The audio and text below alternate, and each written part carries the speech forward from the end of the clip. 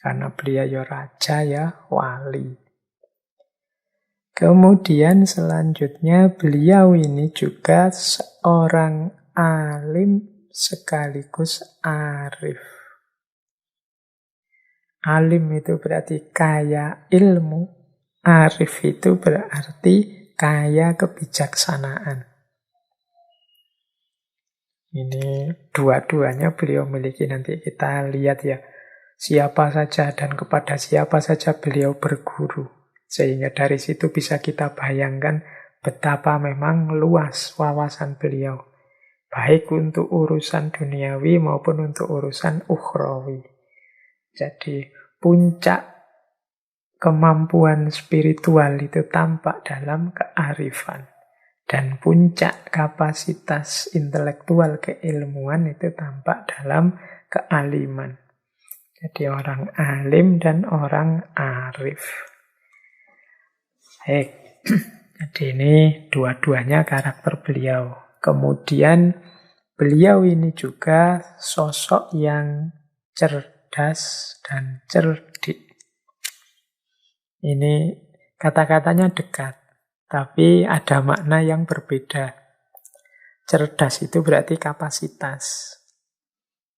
Kalau cerdik, ini cara mengelolanya. Ada orang cerdas tapi malas. Sehingga karena tidak terlalu digunakan, kecerdasannya tidak kelihatan. Nah, itu namanya cerdas tapi tidak cerdik. Ada orang cerdik, tapi kok malah menyusahkan saja, Pak? Apa itu berarti orang cerdiknya tidak cerdas? Tidak sih, orang cerdik itu pasti cerdas. Tapi mungkin dia tidak arif. Jadi cerdas, cerdik itu nanti nyambung sama alim dan arif. Jadi kecerdasan itu kapasitas. Kalau kecerdikan itu cara dia menerjemahkan kecerdasannya dalam hidup sehari-hari secara pas. Itu namanya cerdik. Misalnya orang cerdas itu paham. Misalnya, wah saya ini tidak bisa kalau dipaksa bangun malam setiap hari. Tapi dengan akal budinya dia cerdik. Wah, meskipun saya tidak bisa bangun tengah malam kan harusnya bisa. Bangun di awal malam atau sebelum tidur sholat dulu. Ini cerdik. Jadi mencari solusi, mencari jalan keluar. Atau coba saya cari deh, siapa tahu ada amal-amal yang setara dengan bangun malam. Atau, jadi ini orang cerdik itu dia mampu mendayagunakan kecerdasannya. Dan beliau, Kanjeng Sunan Gunung Jati ini ya cerdas, ya cerdik. Ilmunya luas dan mampu menjalankannya. Dan luar biasanya dijalankan untuk hal-hal duniawi sekaligus hal-hal ukhrawi. Sehingga sukses dua-duanya, tuntas. Jadi ini karakter selanjutnya. Ya penting kita teladani. Saya yakin teman-teman yang aktif, rajin, mengikuti ngaji filsafat ini ya pasti orang-orang cerdas. Dan memang menurut saya tidak ada orang tidak cerdas. Semua orang pasti diberi anugerah Allah kapasitas berpikir, kecerdasan. Yang membedakan hanya ada yang males, ada yang tidak. Ada yang mandek, ada yang tidak. Mandek itu berarti merasa, wah saya sudah pinter Pak, sudah selesai, sudah ngerti segalanya. Wah, itu mandek. Kalau mandek ya cerdasnya hilang, berarti tidak operatif lagi, tidak cerdik lagi. Jadi harus cerdas dan harus cerdik. Memahami, mampu memahami dan menjalankan apa yang dipahami. Ini yang sudah dijalankan dengan sangat baik oleh Kanjeng Sunan Gunung Jati. Sejak muda beliau sangat gemar untuk belajar, untuk mencari ilmu. Di guru-guru beliau itu kalau melihat beberapa naskah, khususnya naskah Mertasinga, itu setidaknya ada sekitar 7 ulama besar. Nanti kita lihat ya, 7 ulama besar ini siapa saja. Dan sebagian besar adalah para wali. Sehingga tidak heran kalau beliau terdidik secara sekaligus sebagai seorang alim dan seorang arif.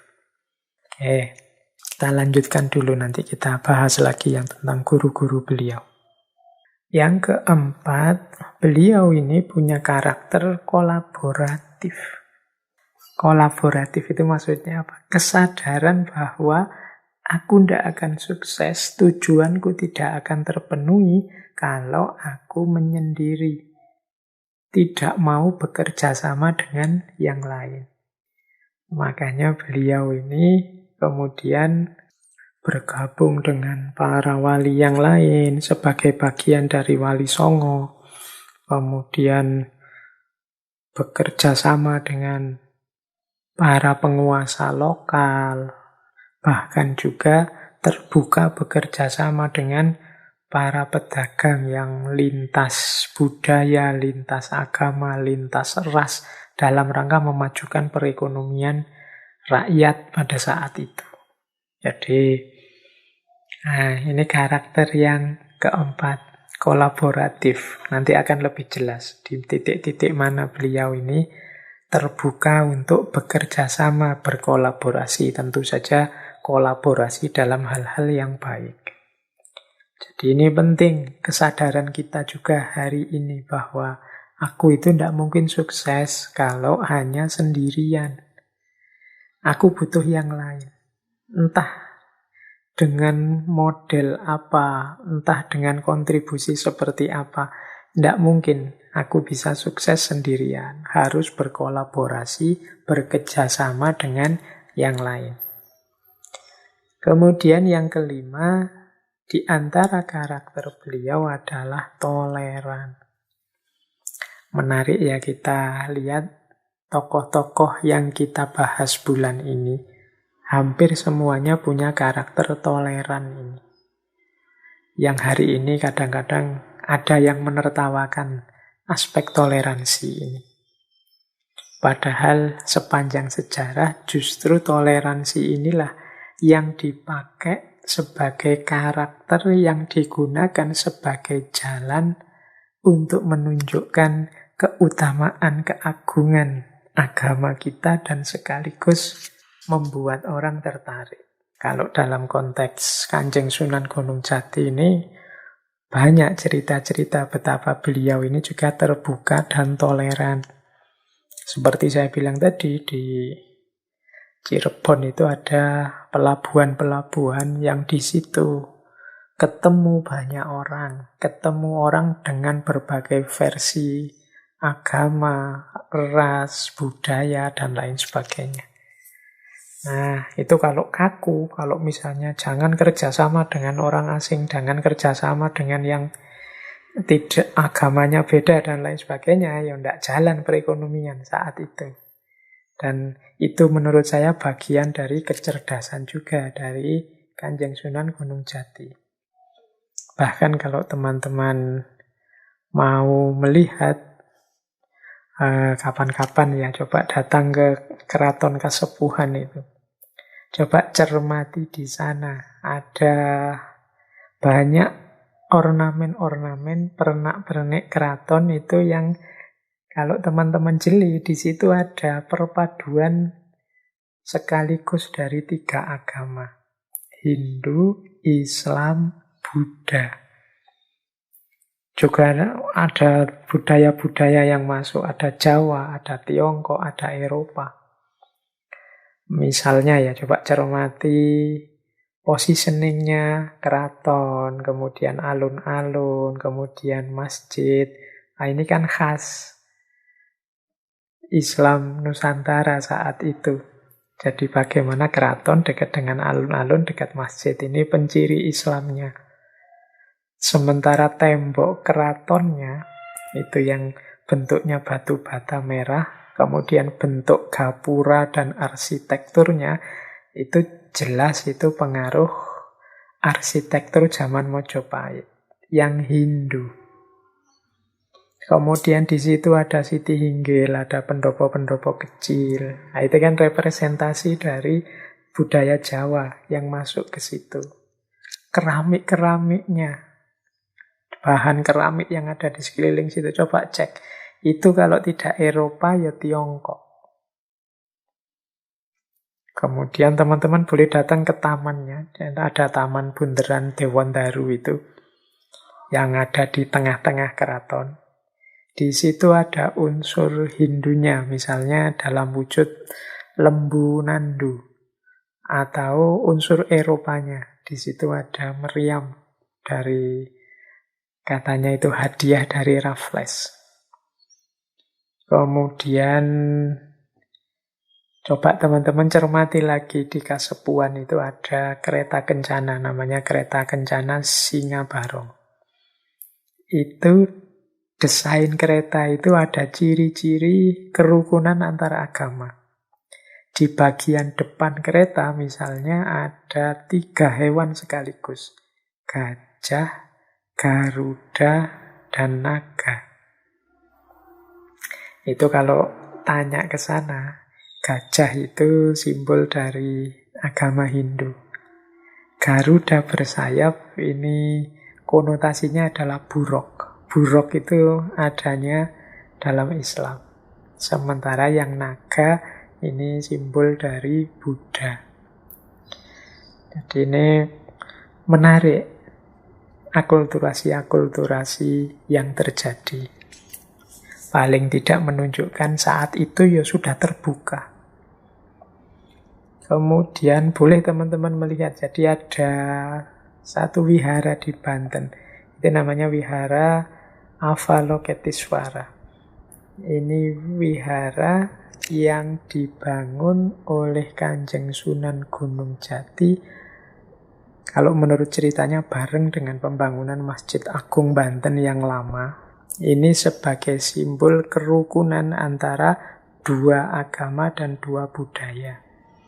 Jadi ceritanya saat itu mulai masuk banyak masyarakat luar melalui pelabuhan. Dan yang paling banyak adalah dari Tiongkok. Jadi di abad itu banyak ditemukan perahu-perahu Cina yang berlabuh di Banten. Tujuannya perdagangan. Jadi ini bisa teman-teman lihat misalnya di buku tentang catatan sejarah dari Yang Peterson Kuhn itu. Di situ cerita banyak sekali perahu-perahu Cina yang datang dan orang-orang Cina yang memang niatnya berdagang ke sana dan dengan jumlah lebih dari 1.300-an kepala keluarga di situ.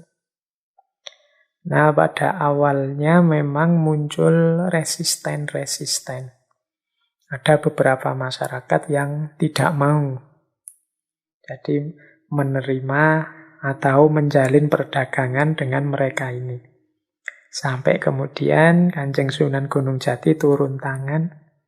Kemudian beliau mengkritik mereka yang eksklusif, mereka yang tidak mau membuka diri, berinteraksi dengan yang berbeda agama ini. Nah, setelah Kanjeng Sunan Gunung Jati turun tangan, kemudian masyarakat terbuka hatinya, akhirnya mau bersama-sama membangun Banten dan Cirebon, meskipun berbeda-beda suku, beda agama. Nah, sebagai simbol kerukunan itu kemudian dibangun Masjid Agung dan Wihara Avalokitesvara.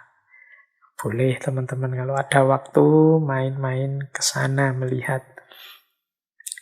Baik, jadi itu karakter toleran. Semoga karakter semacam ini masih hidup di tengah-tengah kita. Karena saya lihat ada beberapa penelitian terbaru itu yang kesimpulannya bahwa Indonesia ini sedang growing intolerance. Jadi sedang mulai tumbuh karakter tidak tolerannya. Karakter egoisnya. Jadi tidak bisa menerima yang lain. Ingin hidup sendiri saja. Nah, ya semoga tidak ya. Tapi kalau mulai ada indikasi ke sana, mari cepat-cepat kita obati. Karena ini akan jadi penyakit dalam hidup bersama di tengah masyarakat yang majemuk seperti Indonesia ini. Jadi Berarti tadi ada paling tidak 5 karakter utama nih dari Kanjeng Sunan Gunung Jati. Yang pertama Pandito Ratu, yang menyimbolkan bagaimana kita harus hidup baik sebagai Abdullah maupun Khalifatullah. Kemudian kealiman dan kearifan, ini simbol bagi luasnya wawasan, baik wawasan-wawasan duniawi maupun ukhrawi. Kemudian cerdas dan cerdik, ini menunjukkan bagaimana pikiran-pikiran, jalan berpikir rasional itu sifatnya praktis, tidak sekedar pinter tapi untuk dirinya sendiri, atau pinter hanya sifatnya a priori saja, tapi cerdik. Dengan kecerdasannya bisa mengatasi masalah. Kemudian terbuka untuk bekerja sama, untuk kepentingan bersama, dan sekaligus toleran. Baik, kita lanjutkan.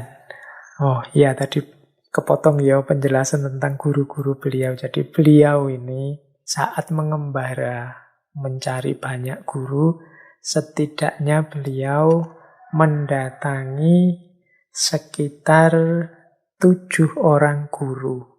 Meskipun ada di antara guru-guru itu yang menolak. Menolak bukan karena tidak mau punya murid Syarif Hidayatullah, tapi merasa bahwa Syekh Syarif Hidayatullah ini ilmunya sudah lebih tinggi. Jadi terbalik, jangan sampean yang berguru ke saya, sayalah yang berguru ke sampean. Nah, itu. Jadi ada cerita seperti itu.